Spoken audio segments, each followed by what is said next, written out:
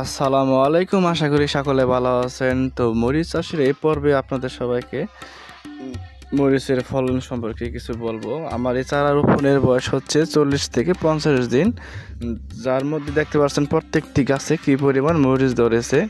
নিঃসন্দেহে বলা যায় এই মরিচের জাতটি অনেক ভালো। তো বর্ষাকালে আমি মরিচ চাষ করার জন্য আমি যে কাজটি করেছিলাম সেটি হচ্ছে উঁচু করে বিট করেছিলাম এবং সেই বিটের দুই সাইড দিয়ে মরিচ চারাগুলো রোপণ করে দিয়েছিলাম। এবারে যে পরিমাণে বৃষ্টি হয়েছে, এবার বিট না করলে মরিচ চারাগুলো বাঁচানো সম্ভব হতো না। তারপরেও অনেকগুলো চারা মারা গেছে। তো আপনারা দেখতে পাচ্ছেন যে 45 দিন থেকে 50 দিনের মধ্যে চারাগুলো কতটুকু বড় হয়ে গেছে এবং প্রত্যেকটি গাছে বিপুল পরিমাণে মরিচ ধরেছে। এটা তো কেবল শুরু, এরপরের থেকে আরও বেশি ডাল ছাড়বে এবং আরও বেশি মরিচ ধরবে।